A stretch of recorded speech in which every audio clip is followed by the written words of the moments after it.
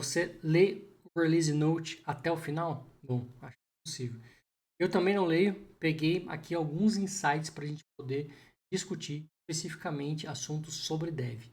Para quem ainda não me conhece, meu nome é Fernando Souza e eu separei 5 assuntos para a gente discutir aqui sobre o release note da Winter 26. E o primeiro deles que eu trago aqui para vocês é o Track Platform Event Publish.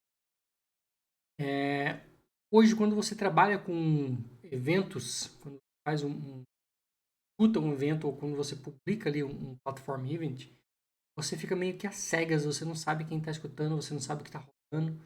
E a Salesforce criou esse Event Studio, onde você consegue, dentro do setup, acompanhar quem está inscrito para escutar alguma coisa, o que está rolando. Então, achei bem legal, eu acho que é uma sacada de mestre, assim, para entender o que está acontecendo e quem está consumindo e whatever.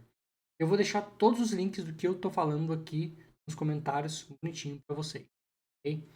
O segundo item, acho que é um dos mais pedidos pela galera, que é comparação de versão do Flow lado a lado. Bom, não é bem lado a lado, né? Mas a ideia nasceu. Eu acho que agora a Salesforce consegue, né? A partir do momento que a ideia nasceu, e aprimorando isso. Então, a gente está falando da primeira versão de comparação de Flow. Existia algumas alternativas ali que era meio feito na mão, mas agora a gente tem uma ferramenta oficial, a própria Salesforce fornecendo para a gente uma forma de fazer isso. Né? Então, comparar versões de um Flow. Eu vou mostrar para vocês meio que aqui na prática. A org deslogou, mas eu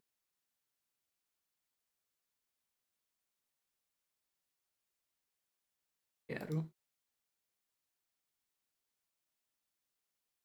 Então, que eu tenho na verdade, tem um Flow. Esse Flow tem duas versões e eu quero comparar. O que mudou de uma versão para outra?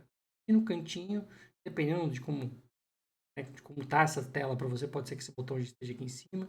Mas agora a gente tem esse Compare Version. Quando a gente clica no Compare Version, ele vai abrir uma nova tela e vai comparar a versão que é a última com alguma versão que eu escolher. Então eu tenho que vir aqui dizer qual versão eu quero comparar. Meu Flow pode ter 20 versões e aí eu vou dizer que eu quero comparar a versão 19 com a versão 20, ou a versão 2 com a versão 20. Gente. A partir do momento que eu clico em Compare, eu vou ter o que mudou aqui. Então, mudou o Updated, mudou um Change Connection que não existia e mudou Decision, que também não existia. Então, um set que eu chamei de set Brasil, que não existia. Eu tenho um cara conectado, um decision que agora foi adicionado. E aqui provavelmente mudou o elemento que antes estava created mudou para quando for o update. Como eu disse, ainda não está perfeito. Que eu acho que ainda vai melhorar. Esse não é bem side by side, né? O side by side acaba sendo aqui só o nome. Mas, ainda assim, eu acho que é um avanço. Eu acho que tem forma de você ver o que mudou de fato. Isso aqui foi adicionado, isso aqui foi excluído. Para você ter uma visão mais. Mas não impede a gente de fazer o bom e velho abrindo uma tela, abrindo outra tela e comparar lado a lado também o que está rolando. O terceiro tópico é um LWC Local Action. Esse cara, eu confesso que eu gostei bastante, mas ele está limitado ao Flow Screen. Então você pode hoje criar, da mesma forma que a gente criava um Apex Action, ou seja, uma ação que era chamada lá e chamava o nosso código do Apex, lá dentro a gente fazia alguma coisa, e isso ainda existe, né? E tem como vantagem de não só funcionar no Screen Flow, como também funcionar no Trigger Flow. A gente tem agora o Local Action, que só funciona no ScreenFlow e vocês vão ter a razão por causa disso. Então, quando a gente olha para esse elemento aqui, ele fica bem claro nas linhas miúdas. Isso aqui. O Local Actions roda diretamente no seu browser. Então, por isso que ele precisa ser somente para ScreenFlow. E se ele fosse no Trigger Flow ele estaria rodando lá na Salesforce e não no browser efetivamente. Então, por isso que ele está somente disponível no StreamFlow. Pode ser que depois mude algumas coisas, né? Mas a ideia aqui é você ter efeitos visuais. Então, eu preparei aqui um código.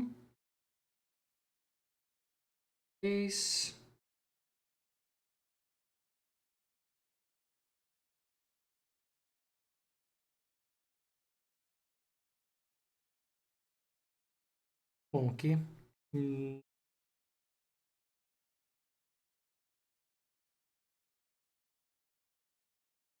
Gente, então, esse exemplo aqui é o exemplo da própria Salesforce.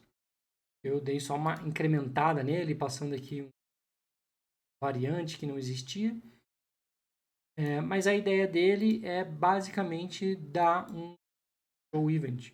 Então, para o nosso elemento funcionar ali na tela, eu só tenho que implementar um invoke, API de invoke. E aqui dentro eu posso fazer o que eu bem entender. Mas nesse caso aqui, então poderia sim chamar um código Apex para fazer alguma coisa. Aqui eu quero mostrar um toast. Ou poderia fazer um navigation, levar o usuário para uma página de registro ou para algum outro lugar que eu queira. Então essa é a facilidade que vem nessa versão. Voltando aqui para a nossa telinha, eu vou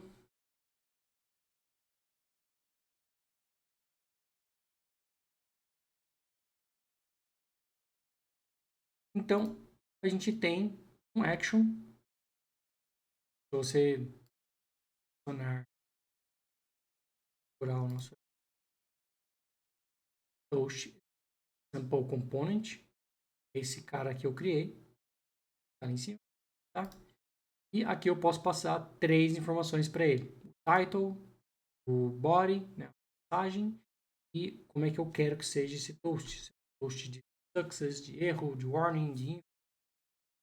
E aqui eu vou clicar no debug, fazer aqui.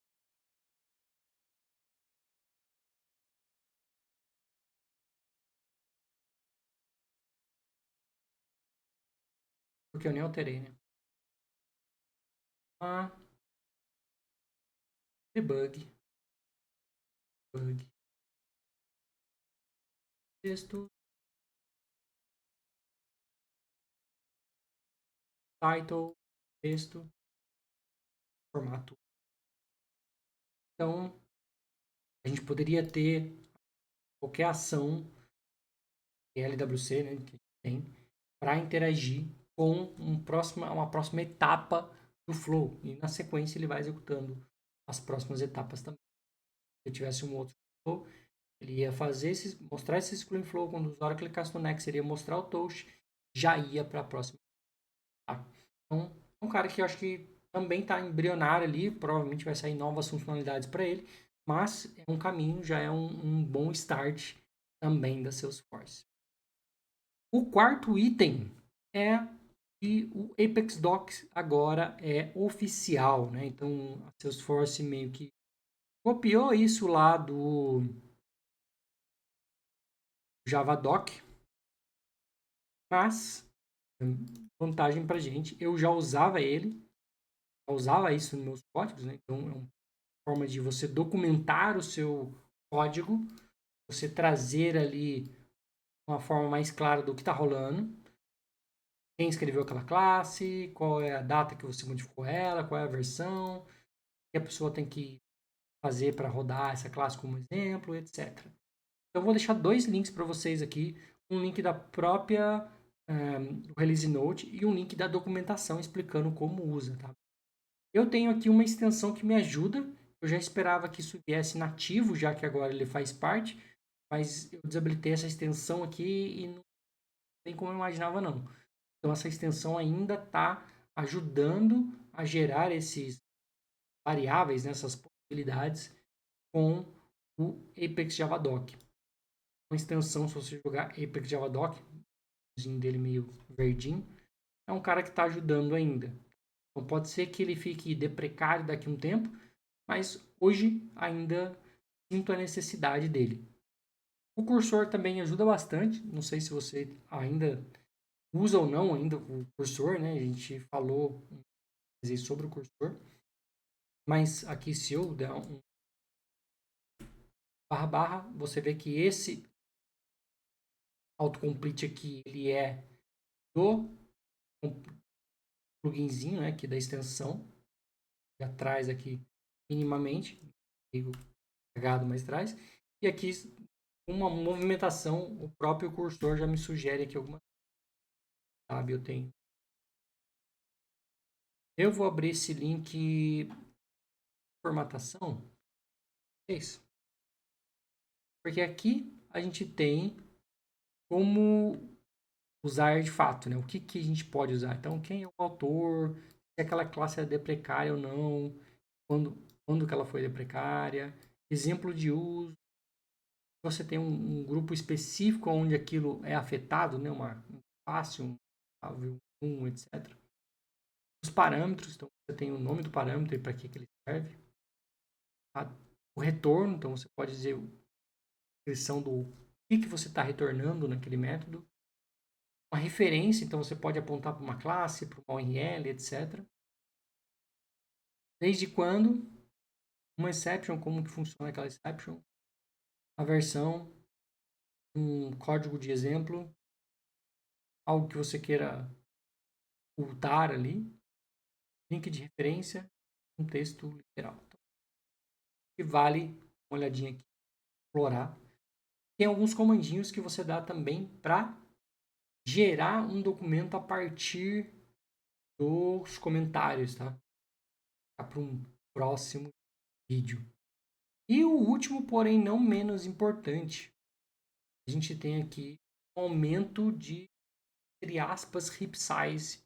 Tá? Então, para a gente consumir, para a gente trabalhar com arquivos dentro do Salesforce hoje, a gente tem uma limitação.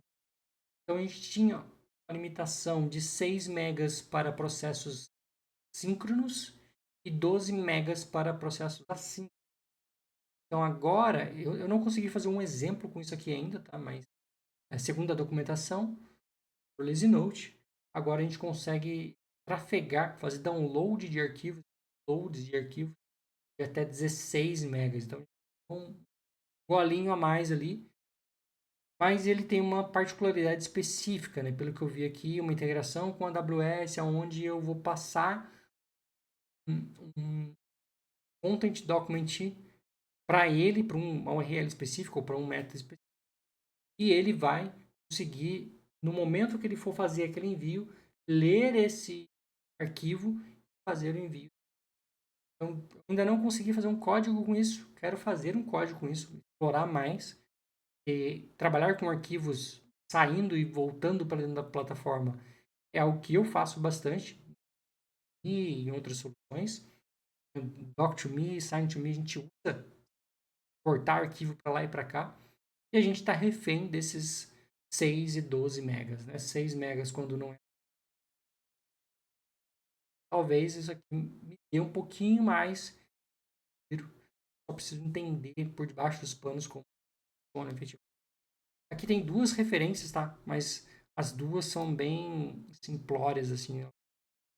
Não trazem tanto detalhe. Aqui só fala que você pode usar como put, como get, usando o OpenAPI. E lá ela só fala que aumentou o heap size, que é essa. Eu quero dar uma explorada a mais, achar exemplos práticos via código ali para ver como que isso funciona na prática. E assim que eu tiver detalhe de como isso funciona, eu trago aqui para vocês. Deixa aqui nos comentários se vocês já sofreram com isso, já sofreram com tamanho de heap size e quais limites hoje você mais sofre dentro da plataforma. Deixa aqui nos comentários qual o limite que você mais sofre, qual te dá mais dor de cabeça. Forte abraço e até a próxima.